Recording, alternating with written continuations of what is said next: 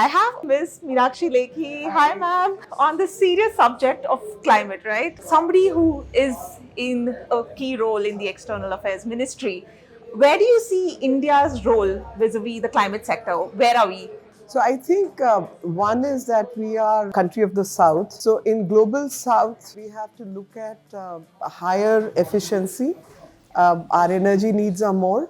And at the same time, the investment part is so less that most of us are hungry, energy deficient. So there are other countries who have greater consumption patterns, and they are also the ones under whom the damage to the climate also has happened. But when it comes to India, India is leading the global south in terms of energy consumption pattern to the transformation. So renewable or green transformation is something which is very dear to us, clear to us, and is very much part of the government's agenda. And especially when Mission Life was led by the Honorable Prime Minister, the intention behind that was protecting the climate, restoring the needs. And we all know that as the country develops further and we become a manufacturing hub to self-reliant country and making India and making it for the world, our energy needs will go up. So green transition at the fastest pace which have happened in India, and 500 gigawatt is what we had planned for. These for 2030? were our own nationally determined goals. Yeah. And this was our own determinant. But at the same time, we are capable of revising it. And we achieved it before time also. Right. You play a big role at a very interesting sync of foreign ministry and then culture as well, right? Yeah. And I feel like with India and culture, sustainability has played such a huge role. We are culturally very sustainable as a country, right? Sure. Where do you sort of see our cultural export? Does that help not just India, but also globally to spread the message of sustainability that emerges from India? So I think in terms of communication, we may not have been communicating it as much, but at the same time, with Mission Life, with G20, and with hosting of a couple of these Indian presence across the globe, we have made some ripples. And today, the world over, people are watching over us, and they are actually pretty surprised with the kind of thing India is doing, especially in net zero and green transitions. In net zero, a lot of people talk about training programs here, there, wherever.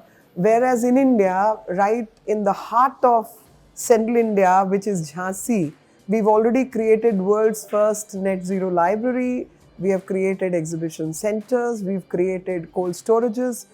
And these are off net, off grid, and totally net zero. So they're where we ought to be.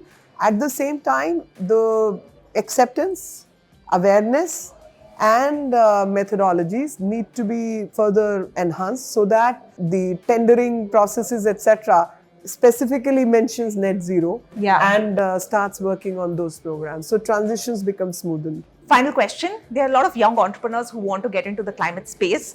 And of course, they want to export, which is great for our country as well, brings in the moolah, if you know what I mean. So what would you like to tell them? Which sector should they focus on? What's easy? What's difficult but the need of the hour? And what's impact? I think the supply chain mechanism needs to be strengthened, and we have to work on Make in India. So if we go on net zero green housing, something as simple as a particular specification of wires, a particular specification of pipes, a particular specification of door knobs, a particular specification of double glazed windows, all this has to be made in India. The frames, the conditioning, everything.